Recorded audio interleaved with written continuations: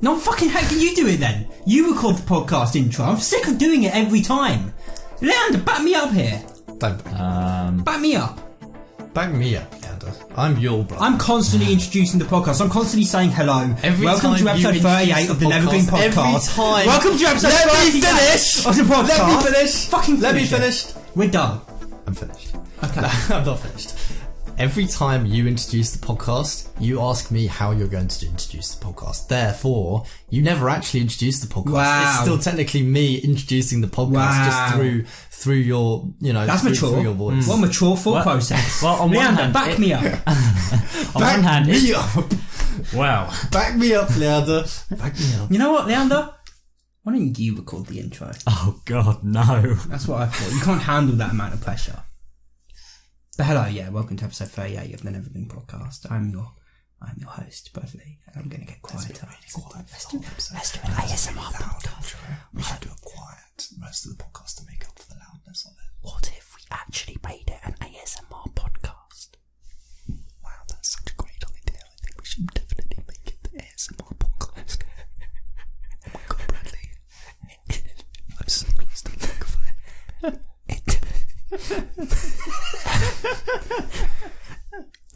Say it.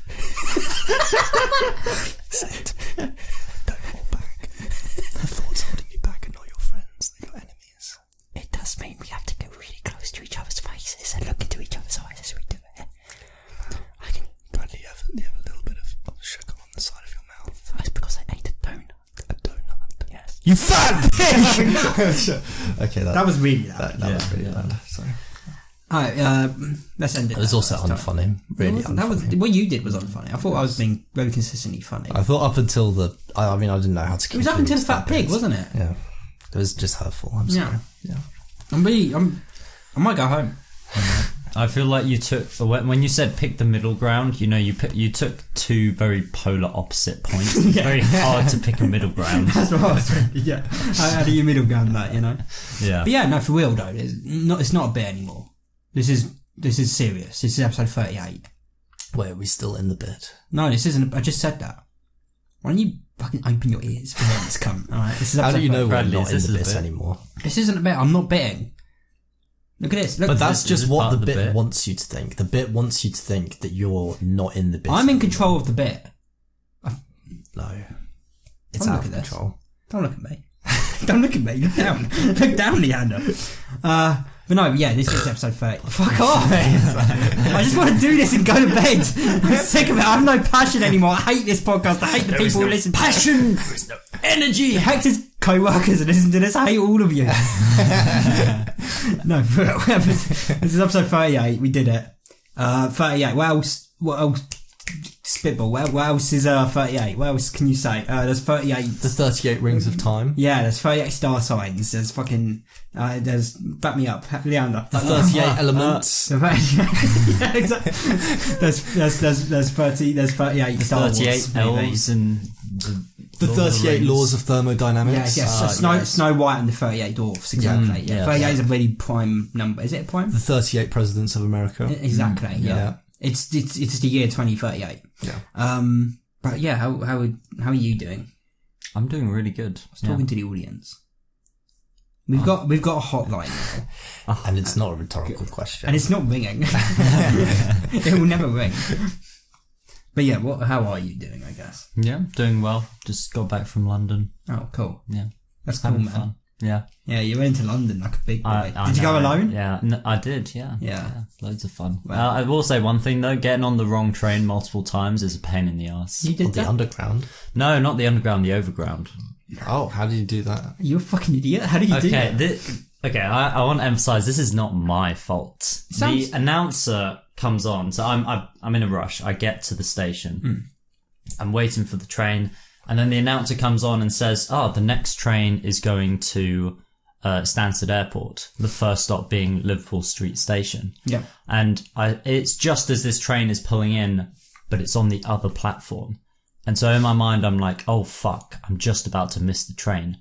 So I have to run up the stairs and over to the other platform as fast as I can, and I just about make it to this train. I get on, the doors shut, and I see on the other side, the platform where I should have been waiting, another train also pull up. And so I suddenly realised I was just tricked, bamboozled by the announcer. And it doesn't sound like you were tricked. Well. It sounds like you just got confused. No, that happened to me once as well, where the announcer was like, the train has been delayed and changed from this platform to that platform. And then I got on the train and it got changed again, but that time they didn't announce it. It was only on the screen, which was outside. You know, there's no screens inside the train showing you all the different trains. So I almost got on the wrong train. I like to think he makes those announcements, and then this is a customer announcement. Train to Stansted is arriving from platform 3. And then he turns the mic off and he goes. Well, the worst part was there were no platform numbers, so you kind of just had to guess. There wasn't a platform 3. Normally, there's just numbers like. Yeah, I know. Easy to see. You know, I know what numbers. I know what numbers. What do you take me for a fucking idiot? But no, there were none. And so I was like, well, I sure hope I'm on the right platform. So it was already the seed of doubt. And then, yeah. So wow, the seed of doubt. Yeah. That's a really rare plant. Wow. It's related to the seed of disappointment. Wow. Yeah. Also a rare plant. No, that one's pretty common, bro. My mum tells me all the time, she's like, you've given me disappointment. And I was like, yeah, it's a beautiful flower. Yeah. I've got a gripe with you though, Leander. You do have a gripe. Because we were supposed to record last Wednesday. And I have a grape. In my back pocket. Sorry. Thank you for letting us know. I'm sure it's squashed. You're sitting on the comfiest chair in America. But yeah, we were supposed to record last Wednesday, but you didn't arrive. So I did. So we missed a week. Wow, you missed a week just for me. No, I feel we recorded so blessed that you missed a whole week just for me. We recorded about you. Yeah, you're not that important to the podcast. I'm never coming back. Yeah. Yeah. You remember when we first recorded here, and I was like, I said it as a joke, but I was like, you can be the third co-host, but like if we ever need you to not come, I'll let you know. And yeah, we're actually gonna have to do that. When? Our friend, Tom. He was at the Cambridge yeah. Tom's coming on the 31st to record, and Hector doesn't think there's enough room in this room for the 4 of us to do it. So we're gonna actually have to ask you to sit that one out, brother. No, because this is in the way the stand is. Okay. Unless we had it so that the stand is like perfectly upright, we could bring in another chair actually, maybe. But okay. How about this? You put the stand here, and then you have that pointing out that way. Or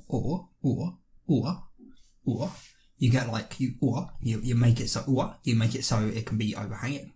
Like you make it straight, you put it on the roof. Or hear me out. You buy a whole studio setup. And refurbish an entire room. You don't have to buy it, but you could rent Pasadena studios and we could fly to America. That's the same room Jay-Z's recorded in, and other Kanye West. They recorded there, so we could go there and we could record the podcast. And then fly back, I guess. No. You don't want to do that? No. I don't want to do that. Peasant. I don't think this is working. What? What? Oh no. Oh, I'm sorry. No. I mean, yeah, we could just me and you now, Leander. We could potentially put the mic stand in the middle and just like angle it directly upwards. Up, yeah. Yeah. I mean, we've still got a couple of weeks. We could practice that. At some point, next Wednesday or the Wednesday after, but not the Wednesday after that. That's the 31st. I mean, hell, let's get crazy and practice it now. No, that's that would be insane. I'm sorry. Fucking idiot. How do we do that? We're recording it now. You know how annoying that would sound for the audience? This isn't us doing it, but this is kind of what it would sound like. That sucks, right? I mean, no noise. Trust me, you'll be audible. I promise. Okay. That's what it sounds like. That sucks, right? Yeah. What a horrible suggestion. But yeah, last week you didn't miss much. We watched the entirety of Marvel's Echo. Oh, it was terrible. I was going to say that's the really bad one, isn't it? That everyone really just didn't like with the deaf woman.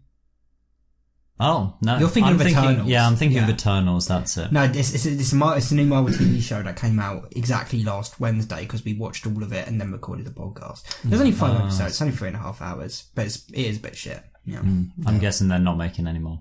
Probably not. Yeah, thank God. Yeah. I feel like Marvel has just taken a slow decline after its peak. Is that Marvel? And it's Was that just- Marvel? Yeah, it's Marvel. Oh man. Yeah. That is Also, like, you know, nerd. Have opinions about Marvel. I have zero Let me opinions. enjoy movies, alright? I'm kidding. I don't know. But yeah, you're right. I mean,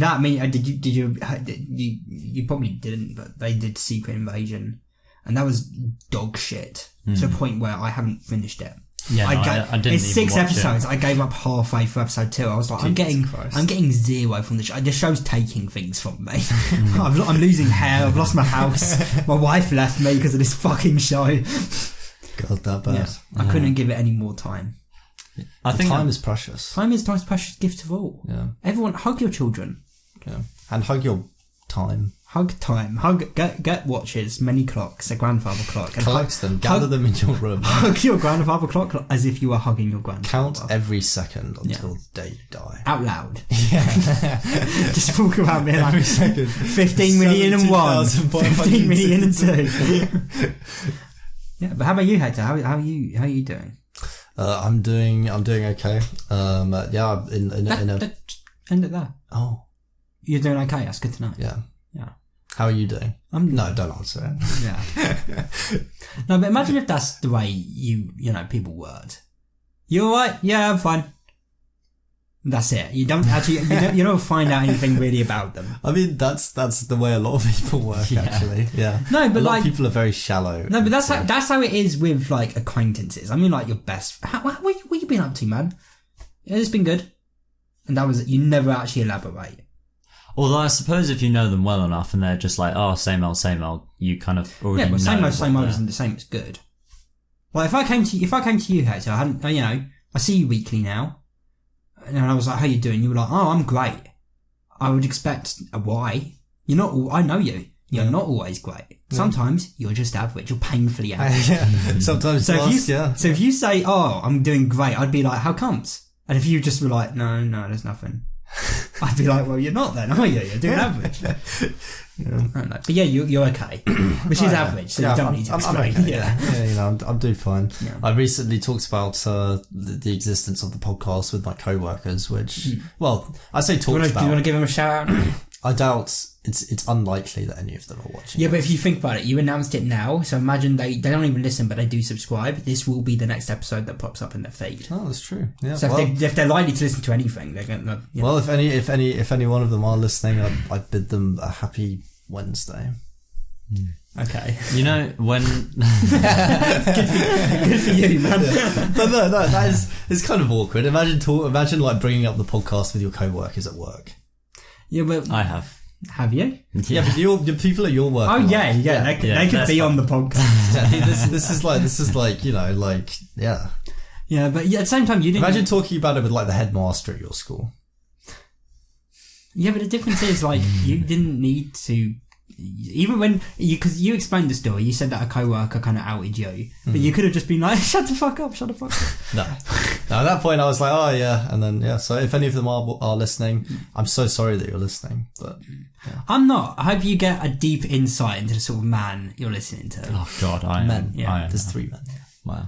Well, yeah, but you're the only one that's relevant. They don't care about me or Leander, especially Leander. They're Unless like, who they the do. fuck's this guy? Imagine they listen to the podcast and they think, "Wait, who's that?" And we get your job collectively. Yeah. You're fired and taken to the street. They and hire shot. you guys. Yeah. We're promoted. We're your managers now. Yeah. Yeah. Yeah, they listen to the episode of us talking about Rick and Morty, and they listen to your take on you know, on the. They're like, wow, we should give this guy a percentage of the company. Yeah. This guy should become a stakeholder. He listens to it and he thinks, "My God, this guy, he knows what he's talking about. I love him." And then they hire you. And then but then it gets weird because one of them like starts stalking me, and Oh, I see. I open like a package and it's like a pair of like fucking used underwear. And I'm like, ugh. Wow. Eventually I hear, you know, it's windy, windy, and I hear like clicking on the window, and I'm like, what is that? Is there a little bush clicking against my? And I open the door and he stood there. My co-worker. Yeah. Yeah, and he's looking in as if he already knew exactly where I was. Like he'd been scanning through my curtains, and I'm like, "What do you want?" He's like, "I'm gonna take your face. And he smashes into my window. That'd be fucked up, right? That's so. Yeah, That's so. Don't do that if you're listening, please. Yeah. Do it. Do it to Leander. I will say though, when you asked me, how are you? What have you been up to? I just drew a complete blank. So you have something now? Yeah, I do have something. Cool. So I went to one of the cinemas in London and I watched The Boy and the Heron, which is by Ghibli Studios. I don't know if you've heard of it or seen it. Bradley is stripping. It's Studio Ghibli. Studio Ghibli. Oh, it's the same thing. Ghibli Studios, Studio Ghibli. Well, no, that's not the same thing. Same. That's like saying, the new Avengers film from Studios Marvel. Hey, they would know what I'm talking about. Yeah, but it'd be wrong. But I did actually really enjoy the film because it was quite... Did you watch the dubbed or subbed? Subbed. Because I feel like... Yeah, you're right. I feel like I'm... No, you don't have to explain that. You're right. Subbed is always better than dubbed. Not always. Occasionally you almost get always. better. Almost always, I agree. Yeah. Not always, unfortunately. I wish it was always. But unfortunately, the Death Note dub is really fucking good. Better than the subtitles one? I like it more. I like the actors more. Which one did you watch first? Admittedly, the dub. Yeah, there you go. That's probably why. I bet if you'd watched subbed first, you probably would have thought it the other way around. Maybe. But how was it? Yeah, it was really good, but it's hard to describe that. That was it. It was good. Yeah. 6 out of 10. It was one of the more abstract Studio Ghibli movies that I've watched because I feel like I Ghibli Studio. No, it's Studio Ghibli. He was saying Ghibli Studio. Wait, why is it Studio Ghibli? Because it's Japanese and they do back to, I'm just going to call it Ghibli. I'm just going to call it Ghibli now. Call it Ghibli. Yeah. Call it Ghibli. Ghibli. So you watched the new Ghibli film. Yeah, and I feel like it's definitely one of those movies I'll need to rewatch to understand it because I kind of got to the end and I was like, wow. Was it? What the fuck did I just watch? Was there indeed a boy and a heron? There wasn't. Well, I don't know if it was a heron. Oh wow! Wow! So this is a fucking mind-boggling movie. It was kind of a heron. It was like a man trapped inside a heron's body. Oh, don't. And occasionally, you just spoiled that. I'm spoiling it. Spoiler alert! I didn't want you I've to just spoil it. spoiled it. Why did you ask so many questions? Yeah, if you didn't want it spoiled. That's a good point. I should have kept my fucking mouth shut. You should have. Yeah. Now you know. Now I know. Stop asking questions. Although you find this out very early on in the movie, so it's not really a shock. So he's a heron man. Yeah, kind of, but it's hard to describe the plot without giving away too much because I've only taken away like the important stuff. Yeah. So did you watch it while doing something?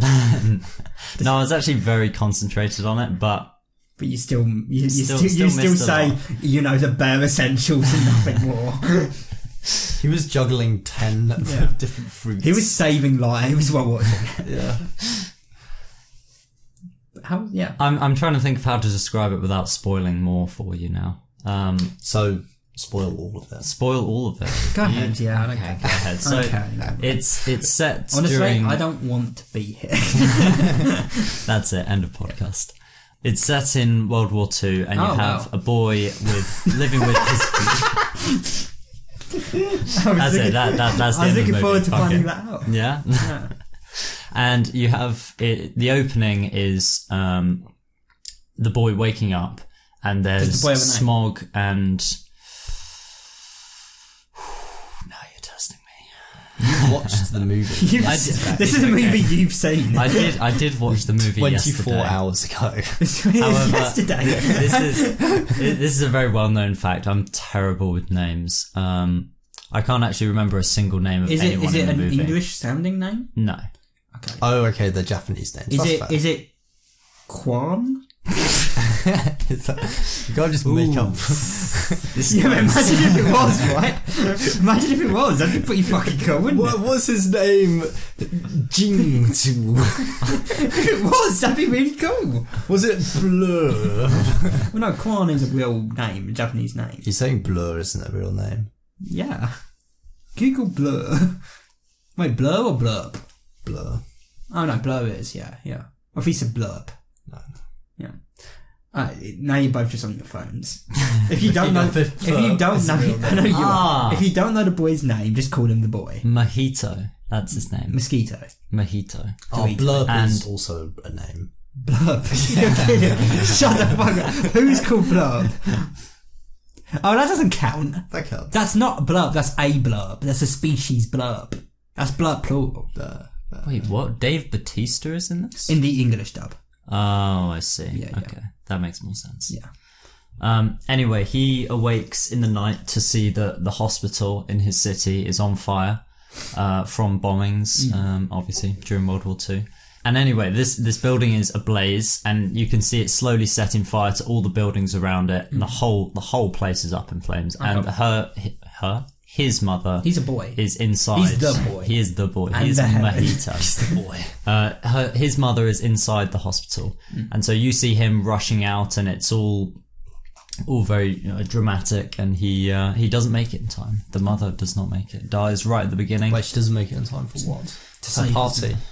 Oh, no. Damn. No, she makes it in time to burn to death. Oh, that was the Because she was party. going to be late to it. Oh, Yeah. right, I see. Okay. Have I made it? Oh, I'm early. Great. I'm burning! And so naturally, they move to the countryside, as Naturally. one would. That's Yeah. what I would do. As soon as my mum That is dies, very- I'm moving to the countryside. It's very Yeah, natural as well. you know. I'll probably be living in a different country. I'll get the call and I'll be like, well, I'm moving back home. Oh, you're going to come live with us? No. I'm going to the country. I'm going to set up a little farm. Naturally. I'm going to buy a pig. I'm going to call that pig. I'm going to name it after my mother. And we're going to have a long and fruitful life. And eventually the pig will die and I'll move to another country. Oh my Yeah. God. Yeah. Wow. Yeah, but you see a hospital down the street from you go up in flames and blow up. You're And then- unlikely and then I'll to make stay in bacon. your location. Then you I know? make bacon. Yeah. Wow, that's So- a horrifying thought, making bacon from the corpse of your burnt mother. No, That's, the pig. Oh, the pig, okay. Obviously. Oh, Don't make right. what? That would be steak. Yeah. But yeah, so he moves to the countryside. Yeah, and his father has already found, it fast forwards to maybe like a year and a half, but it's still during the war. And his father's found, Wait, so he's got a dad? yeah. Who cares about the mum then? I'd be happy. I'd be content. I'd be like, hell yeah, it's just me and dad now. Father-son bonding time. No more. Yeah, that's it. The plot Yeah. ends there. Yeah. And his father finds a new wife in the countryside, and so he moves there, and they arrive at this like rural town. It's very poor. He finds her. However, New with- wife? New wife! There you are! I think there's too many bits in this one. I don't know. yeah, it's gonna be We're like, being too funny. We need to like make this really somber. Yeah, but at the same time, I mean, serious. I don't want to be like mean, but like, the story hasn't really engaged me yet. okay. This How is about- like us how about watching you- Echo can you- making the tit jokes. Yeah, every 5 can minutes. you make your retelling of the story more engaging? Oh, shut up. Alright. You tell your story. Do it with a French accent. No, you just said there were too many oui. bits. I hadn't heard. You should really do that, man. I think it's hard to. That's not a French accent. It could be. No, I always find it difficult summarising movies, especially when I don't understand them in full. Should I retell So it? Yeah, I was so just going to Bradley, say, you go. Bradley, You could tell. you summarise the movie for me? So this boy, McSweeney. McSweeney, Charles McSweeney, Yeah. and his mum He's died. Japanese. His mum, Native Japanese boy. his mum His name died is Charles in McSweeney. horrific hospital crash, Yeah. and he The moved- hospital crashed. Yeah, It into a was crash. on wheels. and they moved out to the countryside with his dad, and his dad hunted down a wife, and then they find I'm assuming they find the heron. The Heron lives at this, so they move into this giant house, and it's like an old school style house. It was almost like a castle, kind of. And even within the castle, you've got like 20 elderly women working as like servants and stuff like that. Sounds sexy. And you'd love it. I'd love it. And there is this heron. Yeah, I just said it. There's a heron that lives on the grounds, and once the boy arrives, it flies up real close to him, and there's this whole bit where she's like, oh my god, the heron has never flown this close to anyone before. But it's a And, man in the heron. Well, Because that's it's creepy. It's kind of like a man. The man comes out of the heron's mouth. What? Okay, now I'm engaged. And then to go back in, the heron swallows him. Now I'm engaged. Yeah. Tell me more. And so he shows Read up to me this the house, and And he's already very dismissive and not very friendly. Obviously respectable to this woman that his father's found, but he's still grieving the loss of his mother. And naturally, he doesn't want to stay in this new house. It's all foreign, and he doesn't like it. So foreign to him. He's a city boy. He's a keen racist. It's foreign to us. He's a city boy through and through, and now you're right. we're making too many bits. There are too many bits. Yeah, there are way too many bits. Every fucking 10 seconds, there's a really mediocre bit being inserted. You're wondering why you're not engaged. It's because I get one sentence into it. It's because you're not. It's because both me and Bradley are no longer focusing on what Leander's saying. We're listening to the words and trying to think of a bit. But at the same time, like, how entertaining can the podcast be if it's just a guy telling the story of the boy and the heron? How entertaining can it be if it's a guy telling the story of the boy and a heron and two imbeciles coming up with really shitty bits every 10 seconds? Alright, Hector and me are gonna officially shut the fuck up. Oh no, this is where I draw a complete blank and we just sit in silence. Oh, why did you do that? Come on, tell us. Alright, you know what? Fuck it, just skip to the ending. How does it end? Yeah. Okay, it ends with Oh, does it? the boys. Fuck it.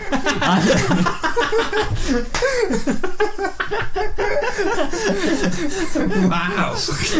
Straight away. Right. No hesitation at all. No surrender. Immediately a really shitty bit. How does it end? It ends with the boys' great. It ended with the boys. The boy's great penis in the mouth. Okay, we're done. How does it end? Please just finish the story. Let us be free. I want to continue to more topic. This wasn't the only topic we had tonight. It ends. Dramatic pause. With the boys' great. I think it's like great grandfather dying, and then the magical stone that's holding. Where the fucking stone come from? The magical stone that is Maybe power. You said the magical stone, as if it was. Maybe we should have skipped to the end. This is you asked to skip to the very end and expect it to be in. Okay. Can you give a one sentence description of the lore of the magical stone? It's the power that keeps the world alive. Holy fuck.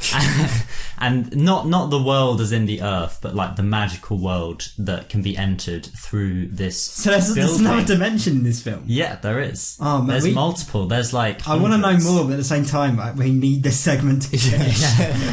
And it ends with him being offered to take on the mantle of looking after this world, like a Willy Wonka type. Yeah, that kind of thing.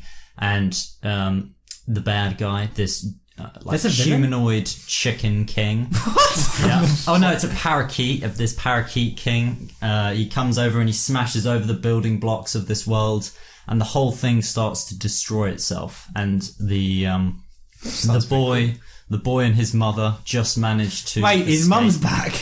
Yeah, because in this world, she's younger, much younger, so about the same age as him. Ooh. And Okay, yeah, I see. I don't like that. And so they're running, they're escaping this world that's destroying and collapsing around them. No. They fall deeply in love. And he goes through the door to his dimension, and she goes through to him, through to hers. She goes through him. I don't like this. And it ends with him meeting back up with his new family, and then they'd have to leave the countryside and leave it behind. This is going to be a hard turn left, but if you really think about it, because like you take a lot of your dad's genes, if you met your mum and you were the same age, there's a huge chance she would fancy you the same way she fancies your dad. Anyway, what is wrong with you? Hey, they explore that concept in Back to the Future. Okay, They do. Yeah, and he legitimately almost fucks his mum. Well, she almost fucks him. Can we stop talking about the fucking... He brought it up. The derailing of this description of this movie is unfathomable. Alright, so magic parakeet. Obviously, the director of that movie had a sort of sick fetish. fantasy. Yeah. Or his mum had him when she was incredibly young, and that's just his life. Or his mum died in a fire, and then he went to the countryside and found a parakeet man king that Don't forget the heron that vomits men. Yeah, that vomits men, and then took him to a new dimension. Not men. Saw his mother. Man. Yeah, yeah. They should have called it The Boy and the Man. Yeah. They should have called it The Boy and His Mum. Yeah. They should have called it The Boy. Yeah. And it should have been a remake of that horror movie, The Boy. We're doing it again. Yeah. Alright, what would you rate it? I'm sick of this. Out of 10, probably 7.5. I really enjoyed it. Okay, but you also admit that you weren't actually paying attention at all. No, I was paying attention, but it was very abstract. In the same way that I know it's a completely different genre and everything, but if you watch Tenet for the first time, you wouldn't understand everything in its entirety. I did. Oh, shit. I mean... Yeah, I got it.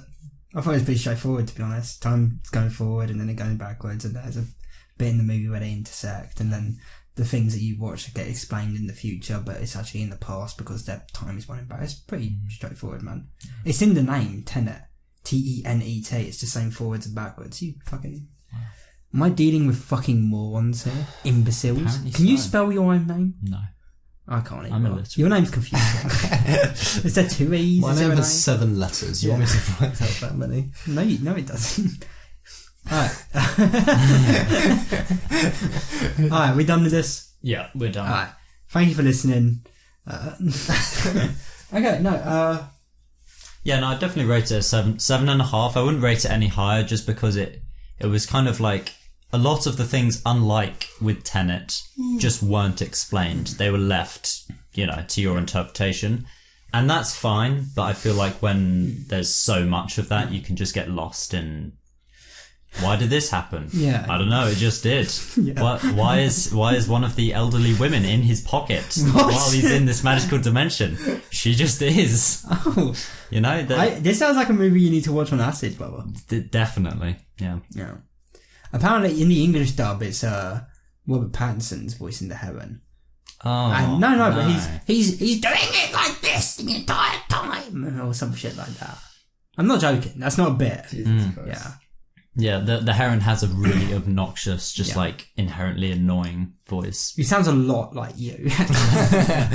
Well, that's coincidence. Because I actually voiced it. Wow. In Japanese. Yeah. I didn't know. Yeah. Hey Hector, have you had any business ideas recently? Wow, that was a smooth What an segue to find incredible... Normally, I make...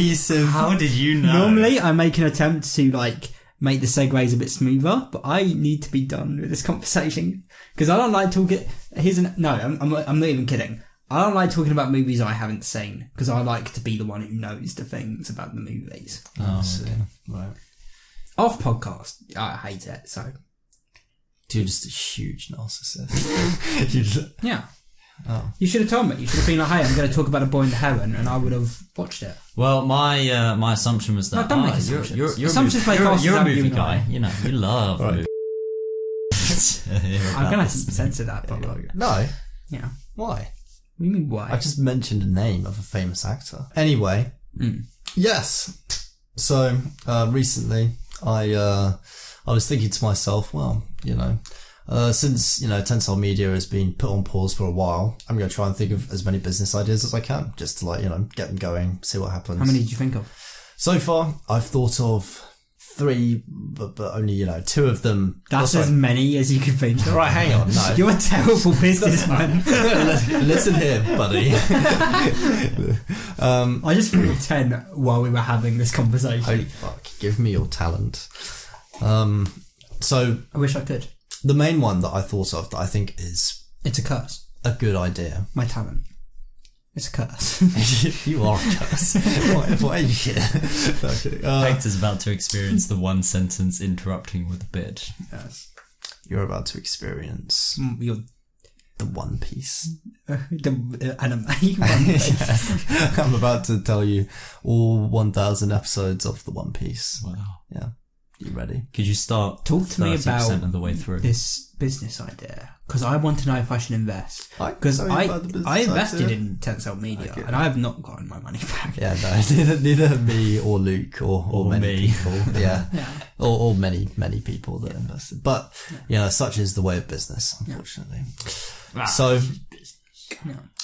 the business idea Luke, is... friend of the podcast. Yeah, Luke, friend of the podcast. He's been on the podcast now, officially. That's what makes him a friend.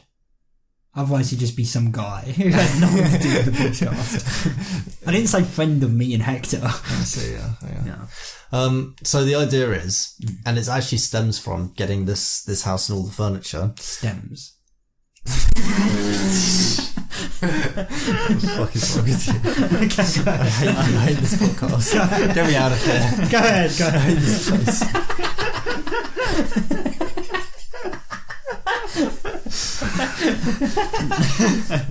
Go ahead.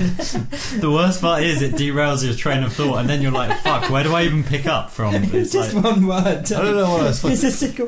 You said it stems. It stems from. Stems. Alright.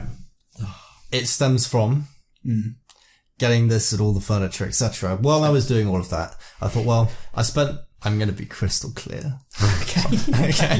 I'm sorry. I won't do it again. Okay. This is terrible. This is terrible podcast material. I haven't done anything. This has been the conversation has been derailed so many times. If anyone was listening to this at this point, they'd probably think they were having a seizure. Okay, you're right. Let's just start from the beginning. Okay. Hello, and welcome to episode 38 of the Nethergreen podcast. Actually, we didn't actually introduce ourselves. No, we didn't. We don't need to. This is actually really off the rails then. Yeah, this is a terrible I am your fucking host. episode. I am your host, Bradley. This is officially the worst podcast episode we've ever released. That's not true. No? Nah. What, that we've ever released? Yeah, that's worse. Like? Episode 6. Yeah, fuck you. I don't know. I'm sure there's worse. I don't think so. This is very... I can fix it. I can save it in the edit. I am saying this here and now. I will not be talking about the boy and the heron again. Wow, this That was is fucking- this I is know terrible. that one. What the fuck is going on? What is happening? What the fuck has happened?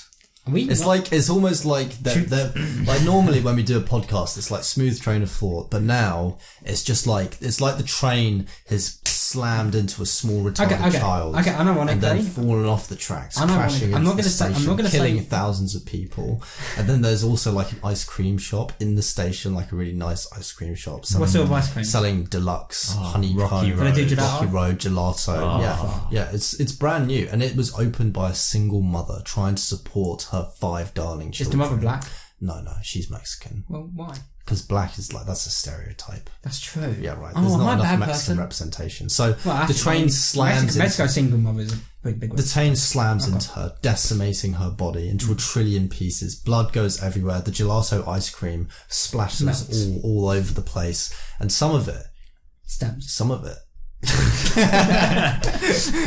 Alright, here's what I'm going to suggest. I don't think the podcast's that bad. I'm not gonna say we should completely restart, but I think like we should have We should a cigarette restart. break Okay, fine. Yeah. and get our train pulled back.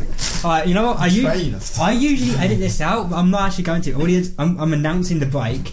We'll be back. Hopefully less chaotic. I don't know what's happening to us. Put on some like I'm not gonna do elevator that. music. I'm not gonna do that. Don't tell me what to do. It's my.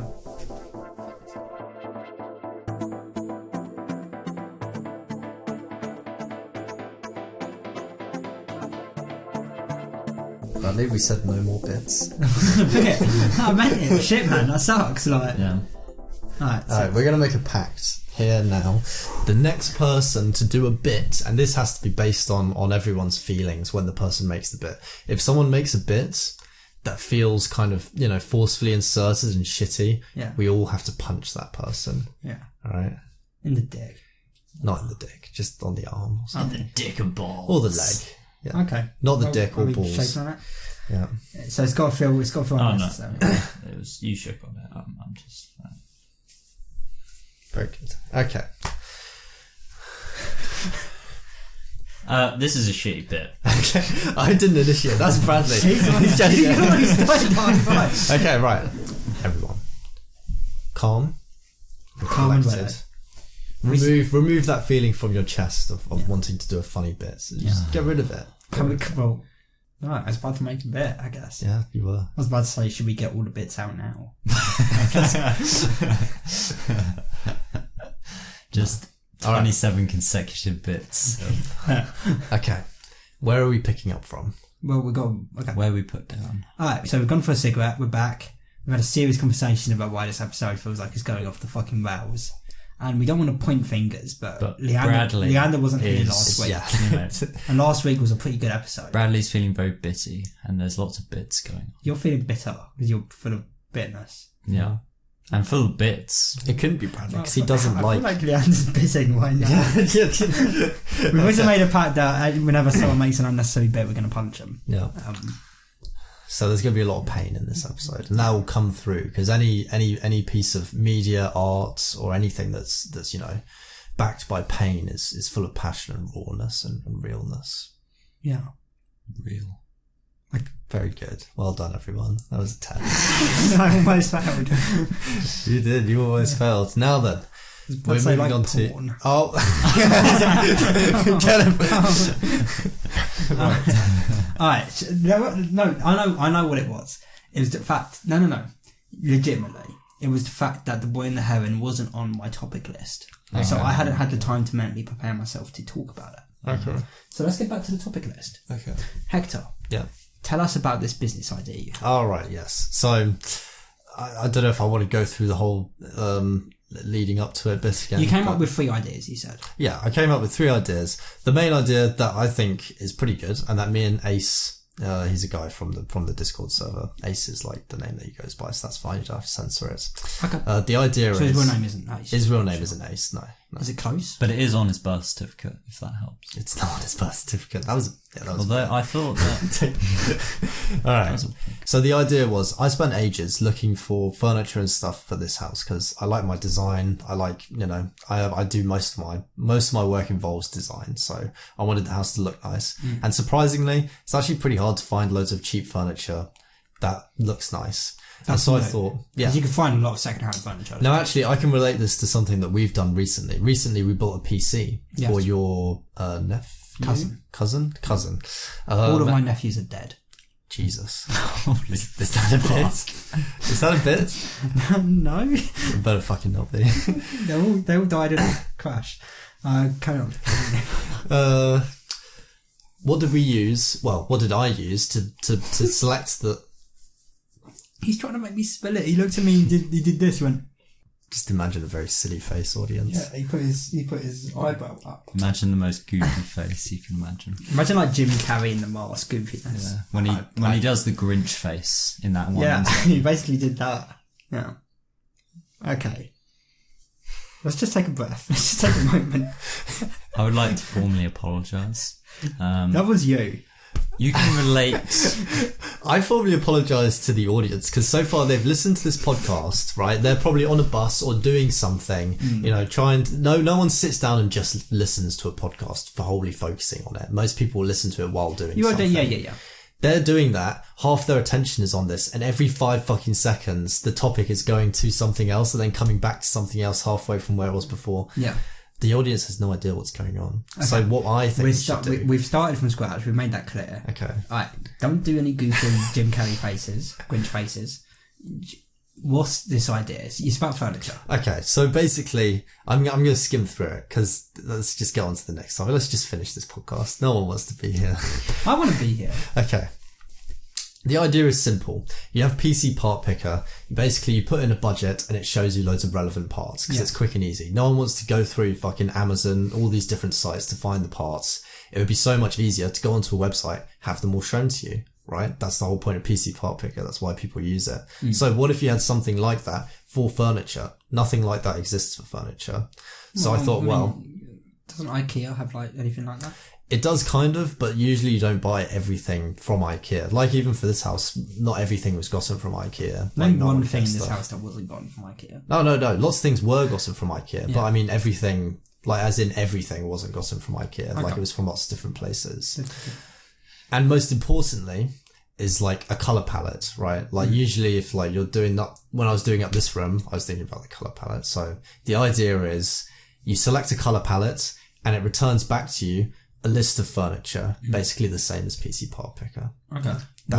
Would it be a list of furniture from various different websites and... Yeah. Okay. Yeah, so basically me and Ace are going to make a web scraper, which is going to go through loads of websites, get all of the products, and it's going to use AI in it, because you need to... There's not really an easy way that you could... Yeah, there's not an easy way that you could do that without AI. Yeah, so basically the color palette, the user selects a color palette, it'll show them all of the items, and then they can change the items. The second idea is one actually that I actually messaged you about, which was for... The ice cream shop? No, not the ice cream shop. But that is also one of the business ideas that I was going to talk about. But one of the three? Yeah, that's one of the three. Oh, so I came up with that, so you came up with two. Yeah. Okay. But this second one is one that I did message you about, which was like the garage app. Yes. Yeah. So like basically allowing people to send out like custom MOT reminders to their customers. And I was trying to think of other things to put in it, because I feel like just one feature isn't the thing about that is you're going to... Because my stepdad, who owns a garage, has said that you should call the office at some point, or call him directly, and he can put you onto his secretary. Because that kind of already exists. It does. Yeah. It does, however, as with most things, usually there's already something similar that exists. So like the only reason why you would do it if it already exists is to try and do it better, basically. So Okay. And from what I can see, most of the apps or like software that already exists is pretty old and like quite dated. Like the UI, the design is like pretty old. The features are pretty old. Yeah. So might as well try and do it and just make it more modern and add in like better features, basically. But yeah. I mean, that's not really your idea then. It's more that you want to take someone else's idea and just make it look nice. Kind of refine it. Yeah. Okay. Yeah. Well, so that's like if I took Facebook and just gave it a new... Not quite. I mean, it's different because there aren't any apps that do business management, MOT, and marketing management. So the term app and software and website is kind of monogamous at this point. I don't agree with that. In terms of the way that they're made, it is, because like an app that you open on your phone, not the way they're used. Yeah, but like an app that you use on your phone, the developer that makes that, what he makes it with is the same as what the website is made out of. So for example, if I made a website... Yeah, but that's not what I'm asking. How would it be used? Is it an app? All of those things. Okay, yeah. it'll be offered. So it'll be a product that can be accessed from either on your phone as an app, on your phone on the website, or on your desktop on the website. Sure. So it'll basically just cover all of those bases. Okay. Yeah. But the main idea is that it's going to be cheap. Because from what I mean, I don't know how much the one that your stepdad is using costs, but you can call and ask. Yeah, from most of the ones that I saw, they're like £100 a month. So, and our idea would be to sell it at like £10 a month. Wow, that's 90% cheaper. Exactly, 90% off, and that's a deal that no one can refuse. Yeah, and then the third business idea, which you should refuse it. You could refuse it, but no one would refuse it. No one would, but you totally could. No one is. Unless you've got a gun to your head, you could totally refuse that. I guess you could, yeah.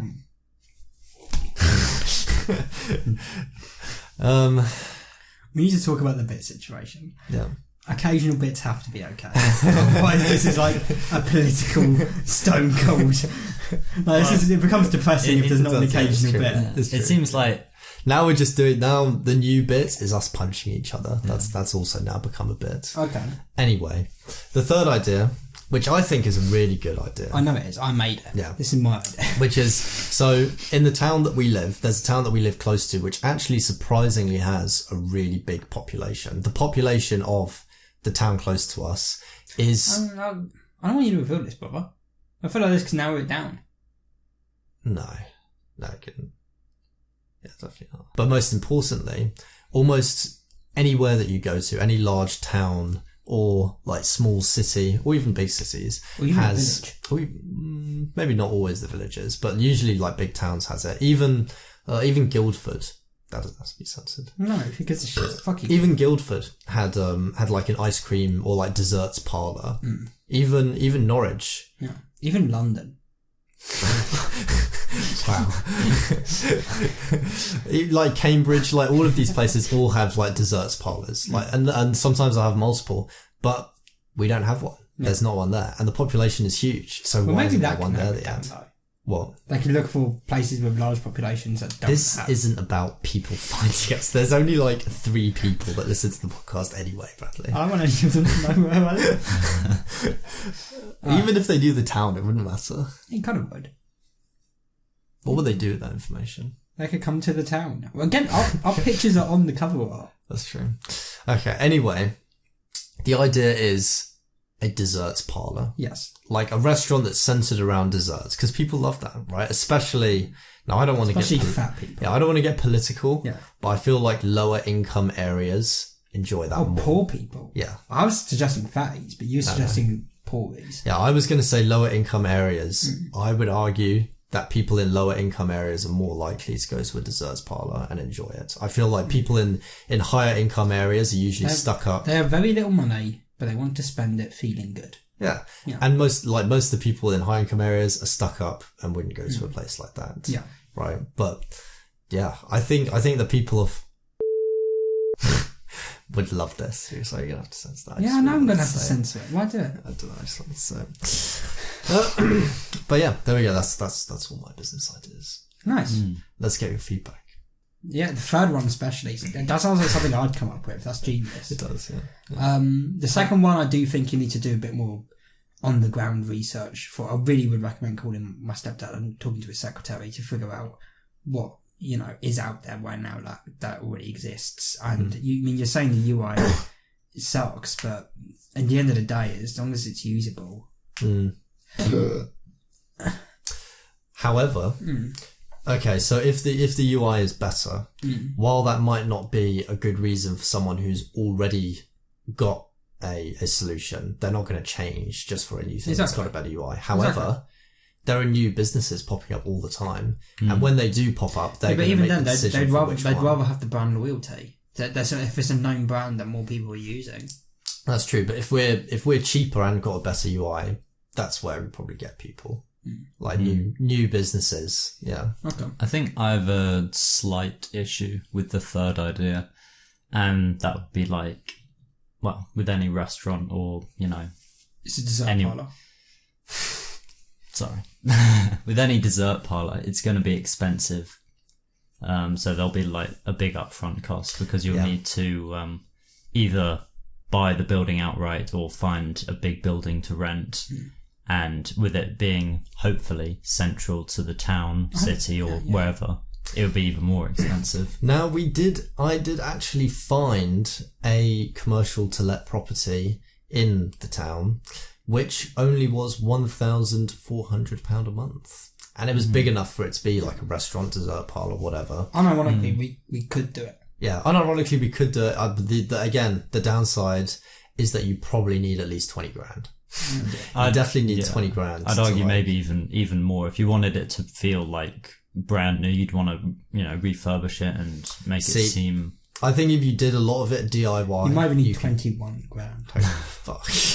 I feel like if you did a lot of it DIY, you could get away with 20 grand. Like if you bought all of the furniture, bought all of the like paint and whatever and like plaster to do up all of the interior. And for a dessert parlour, you don't need tons of expensive equipment to cook all of the food, right? Because most of it's going to be ice cream, waffles. Most of it's cold. Yeah, most of it's going to be cold, which is the benefit to it. What you want to splash out on is making the place look really nice. And the fridges. These commercial fridges are expensive. Yeah. Even still, then you'd have. Imagine spending 20 grand on doing up one room, because it's not even a house. It is like a storage unit basically that you're converting into a. Well, it's not. It's a commercial unit. Yeah, but then on top of that, you'd also I'm assuming for the first year or so, you'd be operating probably at a loss. Now that is questionable, because have you been to in Bury parlour? In Bury, they've got that dessert parlour called Casper's. If you've been there, the waffle is like $8.99, and it's just a waffle with like chocolate drizzle and some sliced. The issue is a dessert parlour can be whatever you want it to be, as long as it's I feel like Casper's though is quite well known. It's already a big. It's a well-known brand. dessert bar. Yeah. However, when I first went there, I didn't recognise the brand. No one, most people probably didn't To recognise the Hector, it brand. was just a dessert parlour, you know. What are you doing? What are you trying to do right There's now? something about the word dessert parlour I find really funny. When I think of a parlour, I think of like an old town saloon bar. That's what I think of. Oh, I mean, I'm doing a bit in repeating a lot, but there's something I find quite funny about dessert parlour. Why are we calling it that? that's what it's called. It's called a dessert parlour. Just call it like a dessert shop or something. It's called a dessert parlour. A shop would I don't know. When I think of a dessert shop, it's just somewhere you go and buy stuff and leave. You know? See, I don't think people care about the brand That's true. of the restaurant, because if it didn't have a brand sign on the front, I'd still go in because it looked nice, and I'd still go in because of the menu and what they're selling. Yeah, agreed. But Yeah. then there's another point that I was going to ask. Also, you'd have to, assuming that you don't want to quit your job and work in a dessert parlour, you'd also have to hire a fair few people well. Not being funny, but we were kind of counting on you for that. No, see, the plan for that would be that we would gather the crew. Right, we'd gather the crew. We'd say gang. you don't go, you son of a bitch. Right, I mean, you know, we'd get Tom, we'd get Bradley, we'd get Luke, we'd get everyone, we'd get I'm you. Bradley. Wow, Yeah, you it's are. Bradley. Yeah. You know, we'd get everyone, and It's we'd my even get idea. Gabriel. We'd even get Gabriel. Don't get me for my idea because I came up with this. He's taking credit. No, for yeah, something that was me. that's already 6 people, right? That's plenty. How about you? You're not going to work there? No. You mean no? There needs to be someone working to like back it, just in case anything goes. Okay, so like but I'll be manager by. Yeah. Okay. Yeah. And is my name on the sign? We could call it Bradley's. No, it can't. Why not? There's already an American department store called Bradley's. Oh, fuck, there is. But we can't call it Hector's. People are going to come in eventually, and it will happen. Eventually, someone's going to come in and be like, "Wow, this ice cream's lovely. Can I meet Hector?" We'd have to be like, "No, he doesn't work Hang on, here." wait, holy shit, I just remembered something. So I used to work at a shop called Trotter and Dean a long time ago. It's called Trotter and Dean. It's like a suit store in Bury. And an old man came in, like a really dishevelled, weird looking old man. And he came in up I to the wish counter. to speak to Trotter. Yeah, Yeah. that's what he said. He said, "Oh, where are the old Trotter and Dean then?" And we're all like, "What?" And the owner comes out. His name is neither Trotter nor Dean. And he's like, "Hi, can I help you?" And he's like, "Yes, I'm looking for Mr. Trotter and Dean." And he's like, there is no Trotter and They're hanging out with Mr. Ben and Joey. and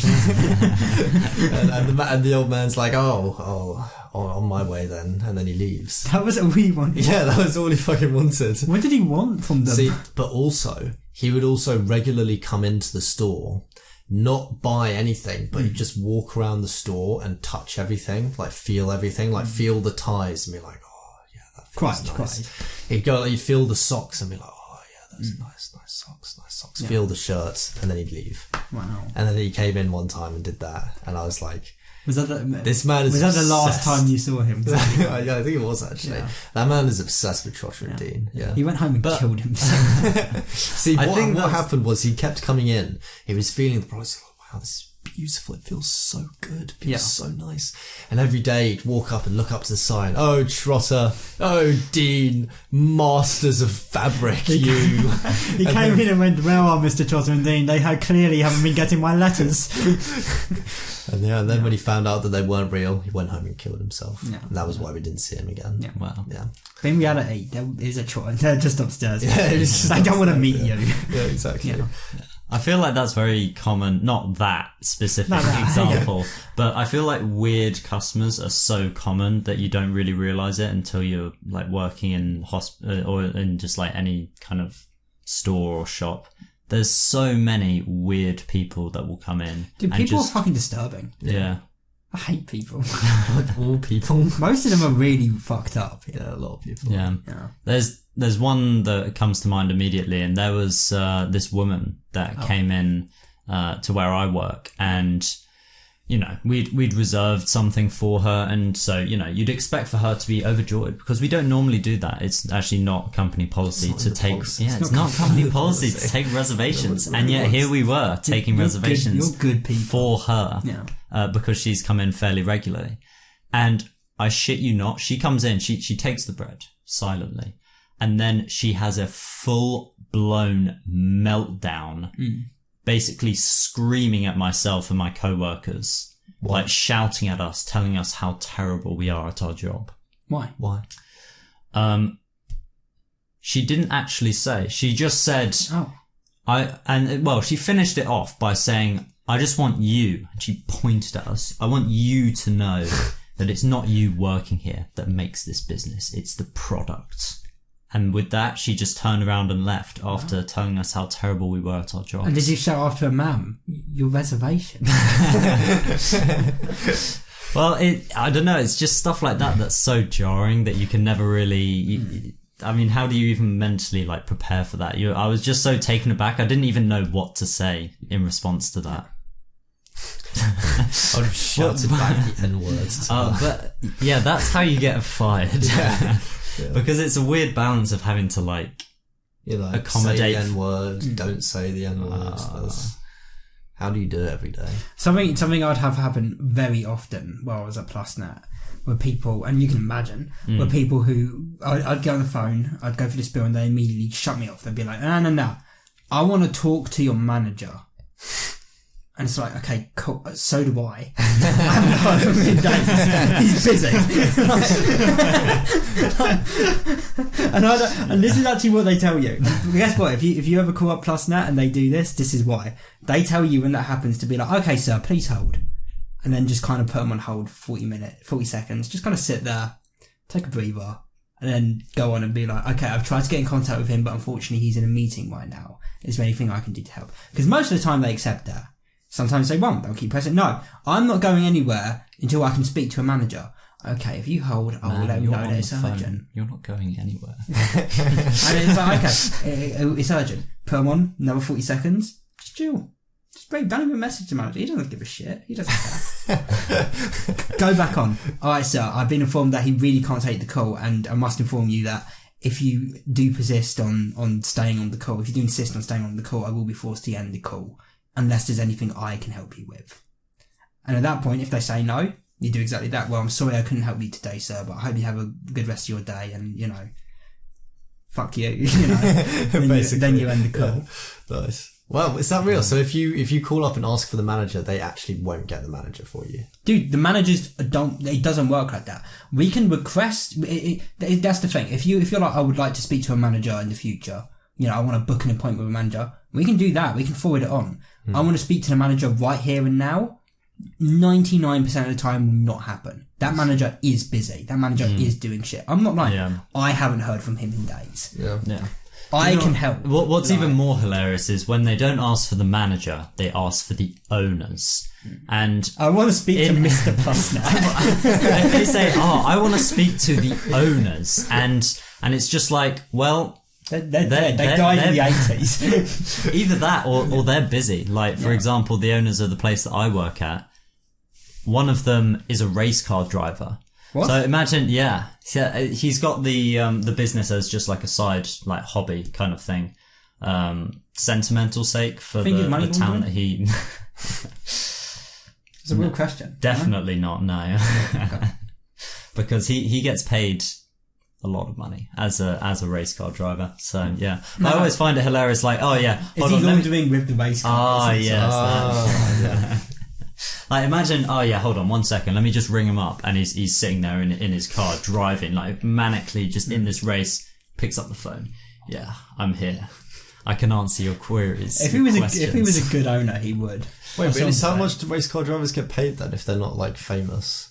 It depends which division, but isn't it I think I've got a figure on this. Isn't it $80K a year? Depending on the contract you sign, it's 6 digits, depending on how good you are. But the one that I'm talking about, he was racing for Porsche for a while. So they've got lots of money. Yeah, they do. Yeah, That's what they're mostly known for. Yeah. Mr. Porsche comes from money. Yeah. He money bags Porsche. What's even more surprising is that even like the lucrative Mr. Porsche. They based Monopoly Man on Mr. Porsche. even like the lower like divisions and stuff like that, there's still a lot of money in them. But yeah, I mean, they're good ideas. Do them. Yeah. Essentially, you talk about shit all the time, man. Just do them. You know? Well, the Walker's Garage, the Garage app one, currently doing about probably more than halfway through finished doing that. To be honest, cool. Most of it's already completed. The furniture one, I only recently had that idea, and I was calling with Ace today to create the web scraper, and I'll probably launch that. I don't know. Fuck knows how long it'll take to make. That'll be a challenge purely because we'll have to integrate some sort of AI machine learning algorithm into it, which will be fun to do on its own, outside of it being a business idea. And that was something that you've spoken to me in the past about it. You've mentioned it maybe 3 or 4 times that you've really wanted to create an AI. So my true goal in life is to create a sentient AI. An AI, that's artificial intelligence. Yeah. Just checking. I agree. That wasn't necessary. No, Thank you. Alright, what is the next topic for us today? Well, I wanted to do a quick side tangent because I saw I don't know why I'm checking the schedule. I know exactly what I want to talk about. Yeah. I actually before we do, let's talk about. You want to talk about a bit about Leap Company and the owner making millions upon billions of dollars. That is a business idea that did very well for him, actually. Yeah, so this guy made this game on his own and made like $30 million from it. Yeah. Did you know that he's a furry? Really? Yeah. No bullshit. He actually is. Oh, wow. Yeah. Oh, man. Good for him. Yeah. I thought I'd throw Does that make us furries for playing it? No, that makes us... furry sympathisers. Yeah, no, that makes us enablers. We've enabled him to spend $30 million on furry. We all bought it, so he spent at least £30. He's going to buy a solid gold furry fox suit. Jesus Christ. Is that what his first owner is? A fox? I don't know. I just remember seeing a news article about it with It's a a picture of sling him wearing this like neon blue like furry outfit, and I was like, See fuck. That would be really funny if the article doesn't actually address it. young millionaire makes fortune from game. Just tells his life story. No mention of it. That'd be great. That'd be really good. Yeah. He's actually a furry. Yeah. Holy shit. I mean, I don't care. Do what you want. Just be happy. Yeah, it doesn't affect me. It's a bit cringe. What I'm saying, Leander, and I'm looking at you. You can do that. Oh my god, I can. You don't have to, even if you did it, you don't have to hide the fact that you're doing it either. You can be open with your brother and friend. I could be a multi-millionaire furry. Wow. Yeah. Well, If you were a furry without being the multimillionaire, I would judge you. Yeah. But if you were a millionaire without being a furry, I would judge you. right, yeah. As soon as I turn a millionaire, I'll become a furry as well. The second that 99999 becomes Exactly. Instantly. Yeah. The first thing you should buy, but then it would take you back. Oh shit, yes, then I'd have to unbecome a furry. Yeah. And thus begins the vicious cycle. And you sell your suit for the exact same price, taking you back. Yeah. Yeah. Vicious cycle. What I found quite interesting about the article though is it kind of explored like, it's so weird to see that somebody with next to no money create a game that is so unbelievably popular. Yeah, we've all played it. When, on the other hand, you've got these like massive companies with like millions upon millions and they can't create that kind of... I don't know. It's weird to think about. I mean, I'll personally say, I think what's made Lethal Company as popular as it is, and you guys can disagree with me, but I think it's true. It's not the level design, all the it's fine. It's all a bit simple. It's not the monsters. It's the use of voice. Yeah. It's the proximity chat. Yeah. That is what, like, even Among Us, you had to download a mod for that, but that made the game more fun. Yeah. Like, and also its potential for like comedic like moments, because there'll be hilarious moments where from one person's point of view, especially with the proximity chat, it makes it even better because when somebody's being dragged away, you hear distant you'll hear screaming that will slowly fade out into the distance. But the proximity chat and the idea of like using the walkie-talkie and all that stuff, that's what I think has actually made it really successful. I don't think it would be as successful if you had to do it through Discord. Yeah. I agree. Yeah. Actually, yeah, it really wouldn't be as good, would it? No, it wouldn't be at all. Yeah, and it wouldn't be as... I mean, it's not meant to be a super scary game, but it wouldn't be I mean, it would be take intense. it would take all the intensity out of it. Yeah, because a big part of it is also not knowing if you're the only one left. Exactly. If it was a Discord, you know immediately because you'd hear them go, "Oh, I died." Yeah. Oh shit, you know. But yeah, I mean, good for him or them. They're furry. I don't. Is that? I don't. I don't respect the pronouns of furries. That's fair. I'm just, no. But no, I mean, I'd love to make $30 million. Yeah, $30 million would be great. Apparently, it only took him a couple of love- months to make the game as well. Shit, man. What are we doing? See, here, what the You want parts... to make a dessert parlor? See, okay. Here's my thoughts to this. Is that I think it blowing up was for him almost like winning the lottery, because in reality there are lots of other games like this. This isn't a unique game. Yeah. There are lots of other games like this on Steam. I can think of three off the top of my head right now. Yeah, that aren't as popular as this. The reason why it blew up is probably just the flywheel effect of social media. Like TikTok. something starts 100% gaining TikTok, traction. I was just about to say, because as well, think of, I don't know, any super popular clip of anything. When it was first posted, maybe by somebody, some random dude, a couple people found it funny, they shared it, and then suddenly the algorithm picked it up and just pushed it into everyone's feeds. But that's not because it's like a unique or inspiring, groundbreaking video. That's just probability. That's It's just just maths. the It just AI picks up. algorithm that pushes clips out. So basically, we just need to win the lottery. Essentially, that's what we need to do. But yeah, I mean, good for him. I mean, the gaming industry makes people a lot. It's of fun. money. It's a fun game. Yeah, it's a fun game. We've had a lot of laughs. We'll probably continue to play it Leander's until got 30, probably 40 at this point. Hours 50 hours of game. Jesus play. Christ. And that's a game made by a furry. Jesus. Oh, fuck, what am I doing with my You're life? basically a furry. Yeah. Actually, there's a guy that I met recently who has like his own sort of startup business. No, not furry. I thought we were still talking about the furry. No. So talking about games though, he has a startup business where he sells in-game items of like RuneScape, World of Warcraft, CS:GO, and he makes like £120,000 a year. Holy shit. Yeah, just like selling in-game items on a website that he made. What do you mean in-game items? What do you like items that he's collected?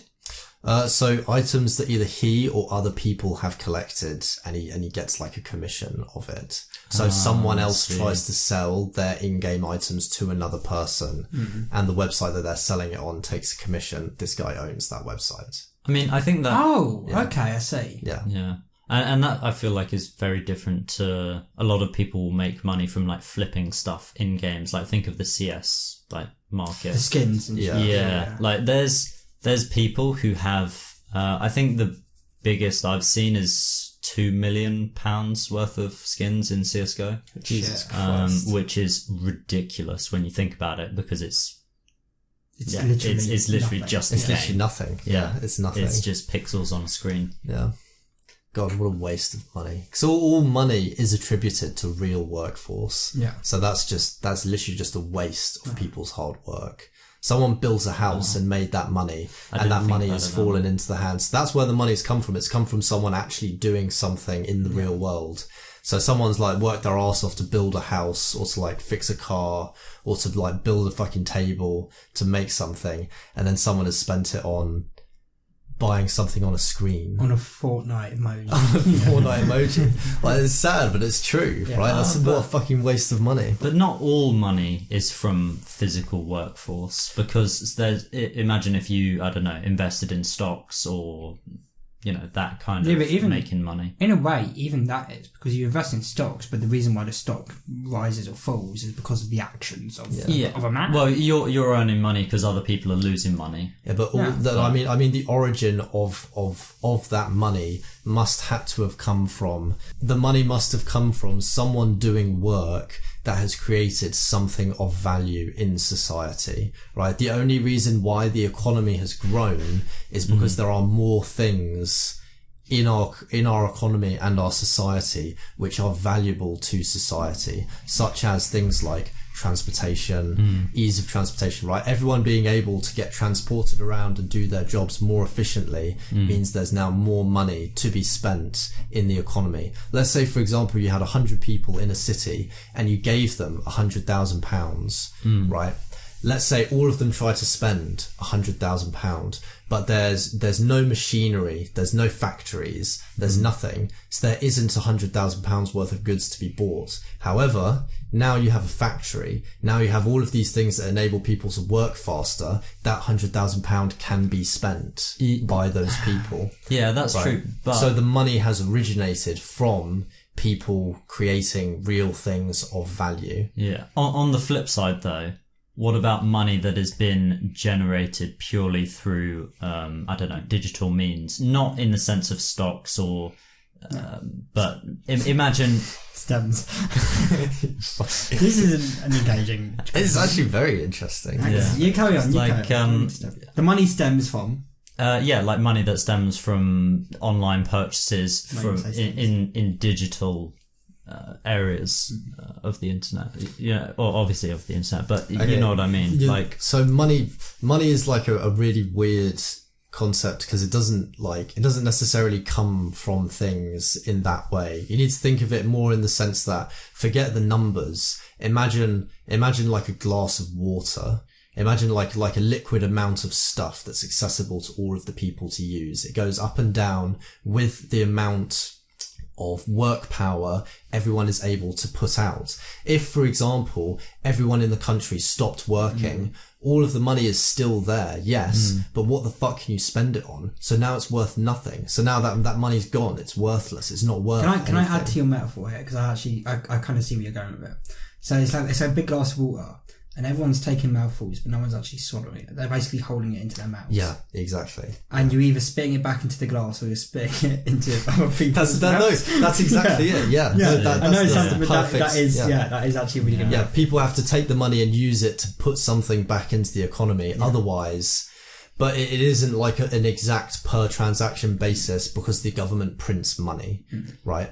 But that's fine. Which is like there's drips of water constantly going into the glass. Yeah, but that's fine because the efficiency of people working is increasing. While there's the same number of people here, we're all able to do more work than 3 people were able to do 100 years ago because of technology. They fought in wars. They kill people for their jobs. Would you say then that how's a good way to describe it? I don't know. Say if you're buying things online, technically you're throwing it at meaningless things. Technically, you're throwing money at nothing. But that's still going towards work that somebody has put in. Say money's going towards, I don't know, we'll take the CSGO analogy of like skins. Oh, that's worthless. It's still going towards something that is meaningful because it has a purpose. Think about it of this entertaining way. Yeah, but that's the meaning that person has put into it. It doesn't actually mean it means anything. Think about it this way. Imagine, for example, in our village, it's all of our family, right? We've got, all of Bradley's family, all of our family, and everyone is toiling away, working. We're fixing cars, we're building shit, and then you create the stock market. You have not done any work, and then you find a way to get all of the money, right? You've now got all of the money, and you're going to quote unquote buy all of the stuff that we've built. So now you have all of the stuff that all of us have made. Or you can spend it wherever you want.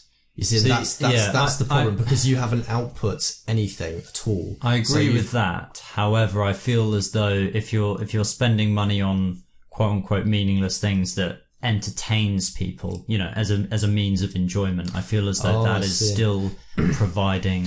Yeah, but what I mean when I say that comes from the like, for example, I mean, I don't know. Tell me if this doesn't make sense. I guess, but it makes sense to me. Say like a random person dies. You don't know that person. That person has no meaning to you. That's someone's son.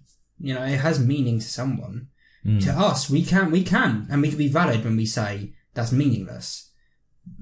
It functionally is to us. I can agree that, to the person who's willing to spend 2 million on that skin, it has meaning, but in the grand scheme of things, it only really has meaning to them or the small amount of people, like that person's family. Yeah. To the rest of the world, it's fucking meaningless, you know? Yeah. So the money has essentially been spent.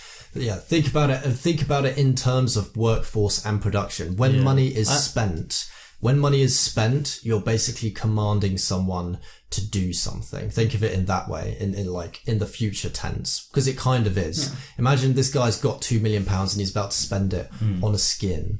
Yeah. Right. You've commanded someone to spend 2 million people's worth of manpower on making something. And what has come out of it? A picture. So you've essentially wasted 2 million people's worth of manpower on a picture. Well, it might sound what like... What do you mean 2 million people's worth? Imagining that £2 million is worth 2 million people's worth of work, right? So imagine you've got 100 people and they're toiling away and they build a car. Let's imagine this car is worth £2 million and so it's sold. The £2 million, all of the value of the workforce, that's what the money represents. It represents all of those people's workforce. So now you can spend the £2 million again and get them to build another car. Or if you use that money and give it to Leander, who's going to make a picture, he'll make this picture, but we won't get another car. Okay, I've got 2 points then. The first one... I told you guys about my NFTs, by the way. Jesus Christ. The first one being that, okay, sure, the money has been quote-unquote wasted, but now I have another question. Where do you think that £2 million is going to go once it's been pocketed by the profiteer? It'll get spent on something, but the act of all of that money being spent on this picture means that it wasn't spent on building a house, for example. So instead of there being one more house in the world, there's a picture. Yeah, that's true. That's the downside to it. We could either have had an extra house actually here in the world for someone to live in, or this guy could have a picture. That's true, but then I feel as though it's the money, but there's also time involved in this as well. Yeah, so it's a question of efficiency, not wastage. I'll be honest. That point to me that point isn't that important to me. See, in terms of economy, I think that is important because I feel like that's more important to the person who's going to spend that $2 million than it is to the person receiving it. That's the real victim here. The fact that they're finding so much worth, they're willing to, again, waste $2 million on this picture. And that brings me on to my second point, which, albeit is a bit of a tenuous argument, but to some extent, I know it won't be as much as, spending the money on alternative things that are more productive. But to some extent, say the person that's purchasing these skins for £2 million, obviously he's a very high up person.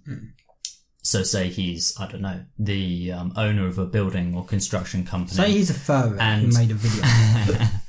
And this purchase of this skin, it's what it's been saving for. He really enjoys it. And so all of a sudden his effort or his, that he's putting into his work suddenly goes up, Okay, I said it's a bit of a tenuous argument, but that's okay. Can I give a tenuous response? Yeah. He works as hard as he has for fucking 8 years saving up this $2 million. He buys the skin. He celebrates. There's a knock at his door. It's his wife. Honey, I've just checked our savings account. Where the fuck has this $2 million gone? Oh, babe, I've got great news. Look, and he points to his computer and she's going, what am I looking at? And he goes, the 2 million. It's there. That little blob of 10 by 10 pixels. And she goes, wow, I'm leaving. I'm taking the kids. I'm leaving you. It's only worth to him. Just because he's excited doesn't mean anyone else should be. Yeah. Well, that's true, but... You could think about it an easy way. She's not standing there thinking, well, he did work really hard for that $2 million. Yeah, but on the scale of, the person that is, eligible to buy that type of item, 2 million isn't a big deal to them, That's not what you just said. You just said they worked really hard for that $2 million. No. Say they're already at a high up position and it's not that they worked hard to purchase it that makes them happy. It's the fact that they have it now that makes them happy, which Think could about the. Give it to Think charity. about the. Think Give it about a fucking charity. Give it 2 million to a homeless person. give it to a furry. Think Give it to about. charity, Think yeah. about the. Give it to a furry charity. Think about the consequences on a group of people after this happens repeatedly. So take, for example, it's the dawn of mankind, yet they have lots of technology, and there are two tribes of people, Tribe A and Tribe Bradley and Tribe Hector. Tribe Bradley, I'd rather our tribes just be connected, brother. they're separate. I don't want to be separate. Fine, it's Tribe Leander and Tribe Hector. Bradley's not even here yet. No, it's Tribe Leander and Tribe Hector and Bradley. Okay, fine. Yeah. Right. And so Tribe gotta use Leander, the full name. there's all of the people in Tribe Leander love playing CSGO and love seeing skins. So It's the dawn of time. 1/3 of all of the people in his tribe spend their money on getting CSGO skins. Yeah. So I see where you're going with 30% of their economy is spent on that.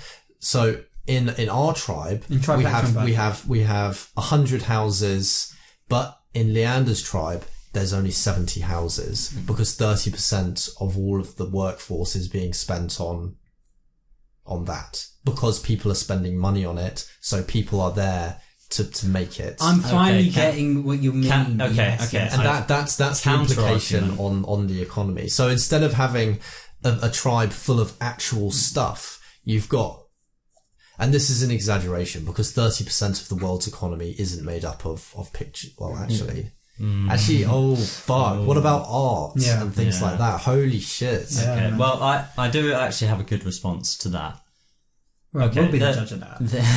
What about If- films? if- No. What about films? Alright, I guess I don't because have a that's good response actually to that. that's That's a actually huge really, part of the economy. That is a huge part of the economy, and that does involve huge amounts of man hours. Yeah. That's not even just that it's expensive; it does use up a lot of people's time. Well, think about this. But no. Here's the best way I could put it. That there's a big difference between spending 250 million making a film, as there is 250 million to buy a film.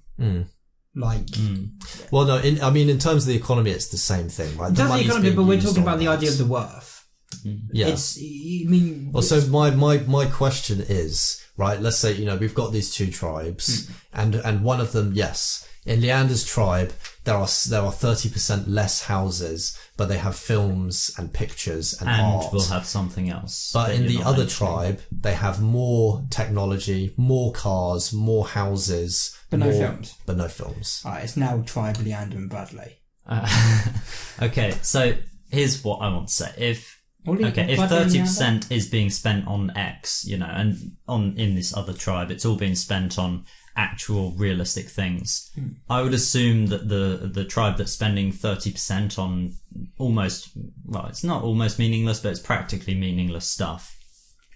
Consumerism would be much greater in that said tribe than in the other one, which surely would, the Then I act suppose of it's spending happiness, more. isn't it? It comes down to happiness then at that point. Because would people be happy if there was no recreational entertainment? But at the same time, I still feel like there's a difference between recreational entertainment and a fucking CS:GO skin.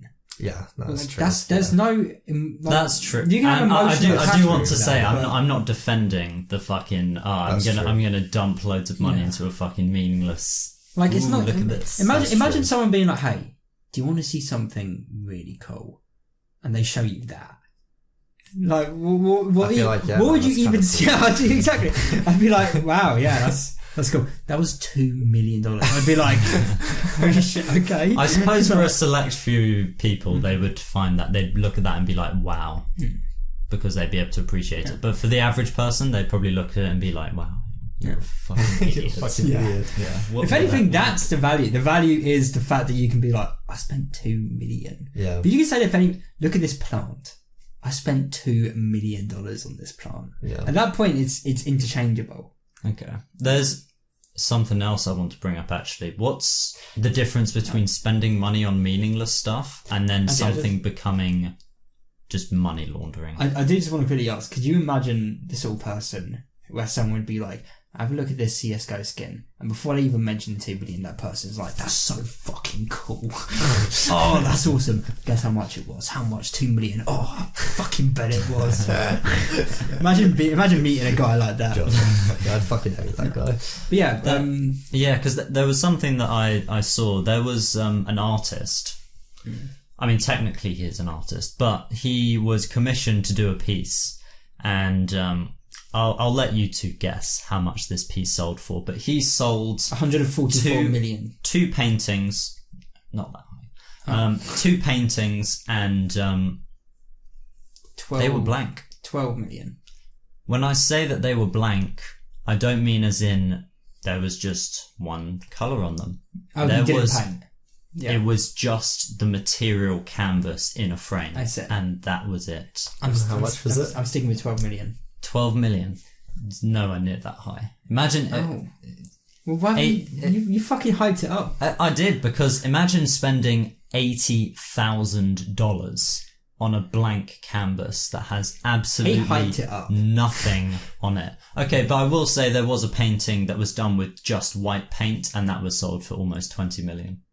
Well, you should have talked about that one. I would have been closer. But that one, technically, I would also argue, and you might agree with me on this, that could be argued as art, because there are some paintings that are just one colour that are worth that amount of money. It's Rabbit in a Snowstorm. Take, for example, the painting where somebody invented a new colour, or discovered a new colour. You can't really invent a new colour, but they discovered a new colour and just painted a canvas that one colour, sold for millions. You know, that's understandable. You guys don't get the Rabbit in a Snowstorm reference, I just realised. I do. Oh, you do? Yeah. Well, I'm assuming it's a white rabbit, but... Yeah. Yeah. Okay. Yeah. What's the reference? I'm not just naming it, it's from something. It's from something. Yeah. Well, I don't know. So you didn't get it? That one clip in where the rabbit gets skewered by an arrow. No, it's an actual painting in the painting. universe of Daredevil. Oh. Yeah. Didn't ask. Yeah. You didn't ask. Well, you said you didn't. I asked and you lied. I'm fucking done with it. Well, I think that was very, very good topic. What else have we got? I'm fucking done. He's just ruined it for me. I'm going back to the bits. I'm Mr. McMoo, the travelling shoe salesman. I'm going to Quick, hang myself. sir, please clean my shoe. Oh, shiny, shine. No! Shine, shine. Oh, I've destroyed your shoe. I crumbled it into the dust. Now I'm going to have to take your shoe. Oh, not my precious shoes. But your shoes are so dirty. But you're a shoe cleaner. Why are your shoes so dirty? When I was a boy, my dad told me, son, you must focus on the shoes of the many and not the shoes of the few. And I am but one man. And these are my shoes.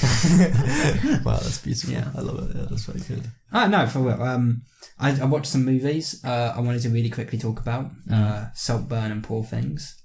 Now, these were the top of my movies I wanted to watch in 2023 list. And I said in that episode, I feel like these are movies that could creep into my top 10. They both did, in different spots. Obviously, they don't share a spot in my top 10. Really? Otherwise it'd be top 11, Wow. you know. You can have a joint. I'll talk about Saltburn first. Saltburn's good. It's great for the first hour. It's great for the first hour. Oh. It's great for the first hour. For the first hour, it's like an 8. Maybe 9. But then the ending comes along, and it really... So it's got a very patronising ending. Spoilers? Yeah, I don't mind. Okay. I've already been spoiled. No spoilers? No Okay. spoilers, yeah. Okay, I won't spoil. But it's a weird movie, and there's a lot of ambiguity throughout the movie, and then the end spells things out very painfully and very obviously. And it's just like, wow, I've watched this movie. I've watched the entire movie. And believe it or not, I'm not a 6-year-old girl. I've been watching the movie. I've got eyes. I've been watching the movie. I've seen everything. Allow me to draw my own conclusion. Don't force it down my fucking throat. And seriously, it irks me to the point, because it's also a conclusion that I don't like that much. I think it's a bit shit. And it really did ruin it for me. But it is still it's still a 7 out of 10. It's still a really good movie. It stars Barry. I think his last name is Keoghan. He's Irish. The film wants you to believe he's from Liverpool. It's the worst Liverpool accent I've ever heard. He's so clearly Irish. And he has an amazing skill where in one scene he can be the definition of like a little goblin boy. Where he's like where he's like a creepy kind of, he's like weaselly, he's a bit Irish and and it's like, oh, I don't like this guy. And then in the very next scene, somehow, he looks exactly the same, but he is transformed into the sexiest man in the room, in any room. Amazing. And you're suddenly like, holy shit. Where did he come from? And then the very next scene, he's little goblin boy again. It's like, what's happening? One spoiler, it's not really a big spoiler. He hangs dong in the movie, and that helps. But even with then, what? with the that's a good point. I should have clarified that. That helps with the sexiest man in the room. And he has a huge cock. That helps. No, it helps with the sexiest man in the room vibe. Okay. Oh, right. Does it? But then the things he does with his cock add to the Goblin Boy vibe, and it's like, well, which is it? But yeah, it is good. It helps. It's good. He's got, he's uncut. Spoiler alert. But yeah, it is. I don't know if I want to watch this anymore. Yeah, I think, it genuinely is good. Alright, so some people, when I heard it, when I heard people talk about the movie, this is my little sister especially watched it. She loves it. And she came to me and she was like, this is a really weird movie. This is a weird movie. I think you're going to like it. I know you like weird movies. And I was like, okay, one, remember she said that. It's going to be relevant. And two, I was like, yeah, I do like weird movies. I'll give it a watch. It's a 2-hour movie, and there's like maybe 4 moments where I was like, yeah, that's a bit weird. And the rest of it is so goddamn cookie cutter. Just by the numbers. And I finished it and I was like, that's not weird. And she was like, it is weird. And I was like, no, 4 scenes are weird. And don't get me wrong, they're weird. I've seen a lot weirder. I watched the movie Men in cinemas. A man births himself 5 times out of separate vaginas in his body. This isn't weird. And she was like, yeah, but he did that thing with the thing. And I was like, Louise, you need to watch. Man birthed himself 5 times. I'm still wrapping my head around this. I almost invited my mum to watch that, Louise. And then she was like, okay, whatever. I thought it was weird. I was like, fair enough. But yeah, it is good. 7 out of 10. But then I was like, well, there's a movie I want to watch in cinemas. Because it was released last year, but we've only just got it in cinemas. Called Poor Things. And I don't know anything about this movie, but I've heard some really good things, and I've heard there's a slight chance it could be a little bit weird. My little sister was like, I bet it can't be as weird as Saltburn. And I was like, no, who knows? Let's go see. And gentlemen, it was. I won. He won. At the Ladies end and gentlemen, Bradley won. Yeah. At the end of the movie, it was so weird, and I'm me, I'm happy with weird. It was so weird that as we were walking out of the cinema, I turned to my sister and went, okay, admittedly, I should start doing a bit more research before I invite you to see things. But what did she say about the movie? It's such a which sister was it? Older or younger? Yeah. Okay, older. It's such a goddamn weird movie. This is from me. Yeah. It's such a goddamn weird movie. I will say, after Bradley watched the movie, he's talked to me about it briefly, and he was like, I went to go see it, and I did no research or whatever, and as he was describing it to me, I was like, wow, that does sound really like, I mean, there's no other way to describe it. It's weird. Yeah. And so I thought, did you not watch the trailer or anything beforehand? And you were like, no. So then we sat and watched the trailer together, and it doesn't give away anything about the plot, but it gives away the general vibe of the movie. Yeah. Which I quite like. You bet. Yeah. Okay, so again, I'm going to do this without spoilers because you should watch this movie. Yeah, I'd be down to watch it. Yeah, we should watch it. Spoiler alert for the rating. It's a 9. It's sat on an 8, but it is a 9, and I can't wait to see it again, and I plan on doing it this weekend. You come, watch it with me. Alright, hard 18. It is a hard 18 for graphic sex. Really? Yeah, really. Okay, so you weren't kidding when you said come. All right. Yeah. I watched it with my sister. Jesus Christ. Yeah. There was so much graphic sex in the movie that at the end she was like, man, if I went and saw this with Dad, I would have cried. But no, so it's got Emma Stone, and Willem Dafoe's in it, Mark Ruffalo's in it. Mark Ruffalo steals every scene. Mark Ruffalo it's a comedy. It's a weird comedy in that the first time you watch it... Emma Stone? Gwen Stacy from... Oh, don't tell me that's where all the graphic sex is. With her and Willem Dafoe. No. Mark Ruffalo. Yeah. Jesus Christ. And others. Jesus Christ. It's really graphic. To the point where, like... I mean, not only have I seen a lot of movies, I'll just be blunt. I've watched a lot of porn. And I was like, holy shit, they're getting away with some really serious, like, wow. But yeah, it's okay. The best way I could put it without it being too spoilery, and this is the last I'll say about it, but it's a bit of a Frankenstein story. But with like a big, different angle. And a big cock. No, that's one of my problems. I think there's 2 dongs, and Willem Dafoe's isn't one of them. Yeah, I suppose that is a spoiler, actually, I guess. Yeah, wow. You say that as if you were expecting Willem Dafoe's dong to be huge. Yeah. Not Willem Dafoe. No, it is. What? No, it really is. Huh? You've seen Willem Dafoe's penis? Have you not heard the behind-the-scenes story from Antichrist? No. This is an actual real quote. So, he's in a film called Antichrist, where he had to hang dong. He did it for a couple of takes, and the director, Lars von Trier. By the way, Antichrist, another very weird movie. One of the weirdest movies. The director, Lars von Trier, he pulls Willem aside and he's like, look, this isn't working. We need to get a body double. And Willem was like, oh, okay. I mean, alright. And then that came out, and he was in an interview after, and someone went, how comes you had to get a body double? Apparently Willem shot some stuff. And this is an actual quote from him. He went, Willem's penis is confusing to look at. And people were like, what the fuck does that mean? And apparently what it means is that Willem's penis is so large, it physically doesn't look right. It's like too large for his body. Oh, it looked fake. That's how large it looked.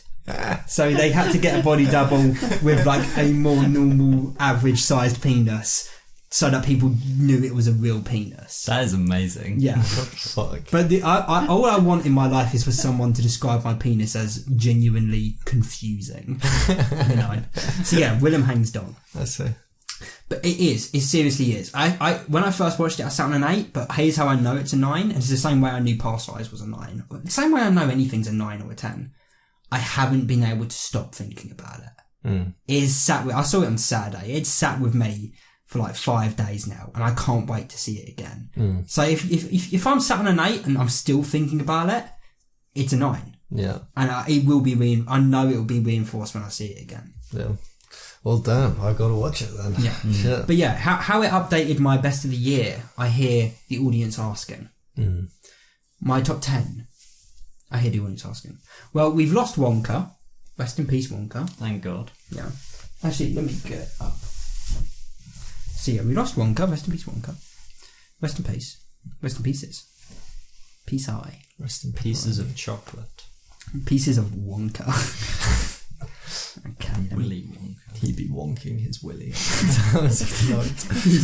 He'd be wonking his willy to lick chocolates. Okay, so yeah, we lost Willy Wonka. We lost Wonka at number 10, and we also lost the movie Beau is Afraid, which is good, but at the same time I didn't love. So here's the new list. It's number 10, Oppenheimer. Number 9, Saw 10, which I really love. I love Saw 10. See, now it's confusing because I haven't like restructured the list, so I'm just having to wing it. So yeah, number 9, Saw 10. Number 8, Evil Dead Rise. Number 7, Guardians of the Galaxy Volume 3. Number 6, Barbie. Barbie's left the top 5. Yeah. Number 5, Spider-Man. No, number 5, Saltburn. Sorry. So Saltburn made the top 5. I think it is actually better than Better Barbie. than Barbie. That is. Barbie's no. really You know good. what? Barbie No, was really I've good. changed that. Saltburn's 6, Barbie's 5. I just made that decision. I'm sticking by it. Okay. So yeah, 6 Saltburn, 5 Barbie, 4 Spider-Man Across the Spider-Verse, 3 John Wick Chapter 4, 2 Parcel 2. You think John Wick Chapter 4 was that good? Oh yeah, that's not a question. Yeah, John Wick Chapter 4 is incredible. It's a really great fucking movie. It is good, yeah. Number 2, Poor Things. Number 1, Past Lives. It didn't beat Past Lives, but Past Lives, I've said it before on the podcast, but I love simplicity in stories, and you can't get a more simple, pure story than a movie like Past Lives. Because this movie's like wacky and, as I've said, weird. But yeah, it's taken the number 2 spot. I fucking really love this movie. And another quick tangent I want to do, because that got me thinking, because I was like, okay, well, we're 2024 has only just started. We're 3 years into the decade so far. What are the best movies of this decade? What are my top 10 of the decade so far since 2020? And I thought about it, and then I didn't think about it for too long, because I was like, oh no, I can just write a list. I don't have to just wrap my head, So here are my top 10 best of the decade so far, in no particular order. Past Lives, Poor Things, Barbie, John Wick Chapter 4. Yes, it's on the list. It's fucking that good. The Whale, Bullet Train, The Northman, Everything Everywhere All at Once, Tick Tick Boom, and Promising Young Woman. Those are the top 10 of the... Really? Yeah. So the top 10 of the past... since 2020. Of this decade so far. Okay, right. Yeah, I was this about to decade say, so over far. the past 10 years, I was thinking, hang on a second. No, there'd be a lot more movies on there that yeah. are like sensational. Yeah. Okay, yeah. Tick Tick Boom. I think I It's one of Andrew Garfield. Yeah, you guys started to watch it and then decided. Yeah, and then you didn't want decided watch to it not. But anymore. I think that was purely because. Get this. We were watching it and they got like 20 minutes into it and then they were all like, no, we're not going to watch this anymore. Why? And turned it off. It's so good. It was a group consensus because I think the idea of it being a musical was a bit unappealing to some. Fuck it. It's not just however, a musical, it's a movie about music. However, I did rewatch it on my own, and I did really enjoy it. Yeah. It's really good. That is really good. Yeah. Yeah. Does that conclude all the topics? I mean, we had the back half of Rick and Morty season 7. Oh, yes. Yeah. I mean, you haven't really. Yeah. I'll be able to talk about it loads. Yeah. You'll make bits. We talk about it. I actually will. Every other sentence, make a bit. Alright, so yeah, we finally finished. Well, I finished it ages ago, but Hector finally finished season 7 of Rick and Morty. We previously talked about the first half of it, the first 5 episodes. Now we've got the last ones. There's no way you can't remember a Rick and Morty episode title. They're all so fucked, you know. Yeah, they're always weird. Yeah, so let me get up the list. If you do want to make a quick bit, here's the time to do it. Alright, cool. Nice. Good job, man. You had your chance, that's what I'm saying. That was a perfect bit. Yeah. Alright, so we had episode 6, which was called Rick Fending Your Mort. That's the one. I don't remember. I'm gonna have to go and look at the summaries. Yeah. The first one. Episode 6. Oh, that's the one with the Observer, the clip show episode. Oh, yeah, that was okay. It was alright. Yeah. It was a bit derivative of Morty's Mind Blowers, which itself is derivative of Interdimensional Cable. I'd give it a 6 or a 7. Yeah, I thought it was fine. There were some good bits. The bit about the gun, the whole extended gun sequence is good. There's a bit where he's like, okay, give me a gun, give me a gorilla gun. For a bully. I want a gun that turns people into gorillas. But Rick gives him a gun that could kill gorillas. And then he's like, okay, give me a bully gun. And then Rick's like, okay, to be clear, this is a gun that will shoot bullies. And so Morty gets accompanied by another bully and he's like, okay, well, if you think you're a bully, look at me. And then he shoots himself and almost dies because it's a gun to shoot bullies. Like, and because he thought at that point a bully would like come out with the gun, and then Rick's like, okay, just to be really clear, this is a gun you use to shoot bad people. And so he's about to get mugged, and he shoots the gun, and Jeffrey Dahmer emerges. Like, it's a whole little. It's like a minute long, but that sequence when I first watched it, I was like, that's really fun. Yeah. I like. They had a lot of funny bits in it, which was mostly what it was made up of. Just but I thought the A story with the Observer stuff was a bit meh. It was okay. Yeah. And then we had episode 7, Wet. Oh, how do you say it? It's Quarto. So Wet Quart. Oh, Quarto. Wet Quart and Mortican Summer, where Summer becomes they've got like a DNA changer, and then it gets broken and they splice, and Morty. But do you know what a Quarto is? Have you ever seen Total Recall? No. See, I actually, until the end when I asked you, I actually thought they just made up. No. They just made it up. So a Quarto is from the film Total Recall, and it is what it says in the thing. It's like a little head in your chest that's like psychic. Right. Yeah. So Morty becomes that for Summer. I see. Yeah. And then why? Because the DNA gene splicing went wrong. But then it turns out there is like a whole underground community of Quartos. And Summer gets kidnapped Taken style, and they take Morty. And, you know, they have to rescue Morty, and Morty is psychic, and he keeps saying, open your mind!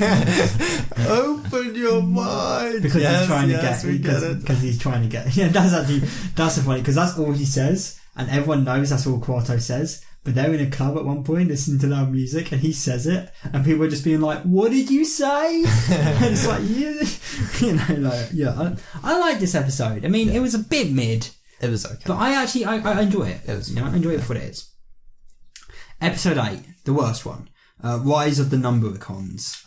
What about episode 7? That was episode 7. What was episode 6? Episode 6 was the one about the Observer. Oh, With the right. gun. Oh, yeah. So the thing in the chest wasn't after the gun. It was just a separate episode. Yeah. Okay, so yeah, episode 8. Rise of the Numbericons, the movie. The only Absolutely episode... terrible. Yeah. Really bad. It's not terrible because of this, but it doesn't include Rick at all. Rick's not even in the end credit scene. He's not just even like a zero cutscene Rick. or a bit or... Zero Rick. Yeah. It's all Morty and his teacher, a math teacher, Mr. Goldenfold. Even throughout the episode, as we were watching it, you probably it's an incredibly lazy episode. I'm complaining about how unfathomably lazy the writing in this episode is. Unfathomably lazy. Yeah. Really poor. Like to the point where like they'll be like, oh, if only we had a car that we could get there, and they'll look out a window and be like, oh look, they've made a car right there. There's a car. We can use that car. Like, it's just that sort of fucking material. It's just really poor quality. Yeah. It is really shit. So it's just like a really drawn out, or not drawn out, but a really obvious filler. Yeah, but even then it is drawn out. It's a drawn out parody with the fucking iced tea. Is the whole thing set like in the school with the teacher and like no they take them into space to fight a Star Wars battle. Imagine a really, really cliche like Star Wars-ish parody story, except it's not even funny. It's not even funny. It's just really painfully cliche. And whenever anything comes up where they could have done something clever, they don't. They take the easy route. Yeah. And then and then at one point, like, so the protagonist and the quote-unquote protagonist and antagonist fall in love as a part of the story, except there's no interesting dynamic between them. They're just fighting, and then they just randomly start kissing. And then while her they're dad fighting. comes, and her dad is the evil Darth Vader warlord, and like it's so fucking shit. So shit. Really, really shit. Really poorly done. Outwardly terrible episode. Yeah. Then we get Mort Ragnarok, which is the one where Rick wants to investigate the idea of an afterlife because he thinks it could be a good source of energy. So he decides to go to Norway and then die in battle to Bigfoot so that he can go to Valhalla. That was an idea that was already explored and like shown when there was an alien that approached Rick and Morty and requested that he be killed by him. Yeah. And then he's like, yeah, sure. And so then they go outside and then he gets run over by a car and then is dragged down to the depths of hell because he wasn't slain. Yeah. But then, but that happens. Morty also gets killed by Bigfoot, so now they have no way of coming back to life, except with the Operation Phoenix clone shit. But while that's happening, Bigfoot gets kidnapped by the Pope because he's going after one of the clones of Rick, who's been born brain dead, and it's just like he's running around like it's activated escape. So it's just running around climbing walls on all fours and shit. And then the Pope weaponizes Bigfoot by launching him into cities where he's released the Rick. I don't know. It's a really great episode. It is a good episode. It's really good. Yeah. But the next episode takes the cake because that is a really good episode. It's a great finale. So the episode 10 is Fear No More. So Rick and Morty, they're a bit bored. They're trying to find some scares, and they get approached by a guy who takes them to a Denny's, so they can see the hole. Well, no, so basically it starts off as like, this guy is like, I can show you the most terrifying thing in the universe. And they're like, oh shit, do we do it? And they go with him and he takes them just to a Denny's. They're like, what? This is it? I mean, I get it. The food is shit, but... And then they go in. No, it's the opposite. They're like, come on. Yeah. And they go in, they eat their food, and then they're like, okay, I need to go take a shit. And they go to the bathroom. And then in the bathroom, in one of the stalls, there's just this imagine like a Stranger Things hole. With like black tentacles coming out of it. Yeah. And basically they jump into the hole. Well, no, so Rick doesn't, he doesn't care. He's like, we've seen this sort of thing 100 times. He's leaving, and then Morty runs and jumps in. And then, obviously, because Morty's in danger, Rick has to jump in after him. Yeah. But it's Morty's idea to jump into the hole. And, I see. And it's the idea of the hole is that you face your worst fears. Oh, right. Yeah, so they kill like some giant spider things, and then they go home, and Rick's dead wife pops in, and the family's like, oh my god, what's happening? And Rick's just like, we're still in the hole, right? And Morty's like, yeah, that's exactly what I was thinking, we're still in the hole. Yeah. And they are still in the hole.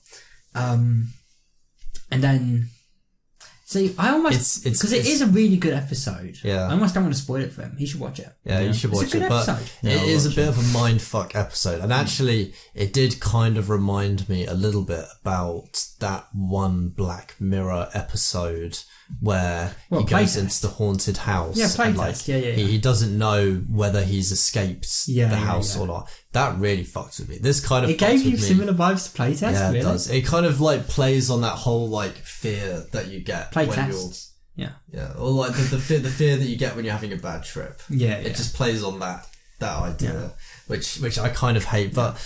Yeah, I don't want to spoil the ending for you. It's a really good episode. It is a really good episode. It's really Overall, I think this is. Sorry if it seems like we're going fast. By the way, it is 11 o'clock, and I need to go to bed. Yeah. It's a great season of television. I'm really glad about that. I kind of lost faith in the show. I wasn't excited about it coming back. Like I was kind of done with Rick and Morty, but this season is actually it's revitalised it and given it something new and fresh. Because the old. The seasons 4 to 6 are really kind of mid to shit. Yeah. To be blunt. Yeah. I think just the act of switching up the actor has revitalised it. Yeah. I don't even think it's that. I think Justin Roiland was like, in my opinion, he had to have been like creating some sort of vibe on set. Yeah. And now that he's gone, the writers feel free to like do more shit. I don't know. It can't just be the actor change. There has to have been something changing the writers. Well, no, that's what I mean. Like in general, the team has changed, right? So there's going to be a different dynamic, meaning new ideas, a new dynamic in the team. So it'll be different. Or it's Dan Harmon's. Because Dan Harmon was just co-creator, but now he's like the main showrunner, and he did Community. He's great. Yeah. So maybe giving him full creative control is a really good choice. Yeah. Either way, it's very good. I enjoyed it, especially the last episode. I'm looking forward to season 8. Yeah. When is season 8 coming out? It's yearly now. They're trying their best to make it yearly. It's been yearly for like 4 years now. Yeah. So it should be next year. Nice. No, this year, technically. Oh, yeah. Yeah. We are in the It's 2024. Yeah, we're in the future. Yeah. Welcome to the future. Welcome to the future. Can I take your order?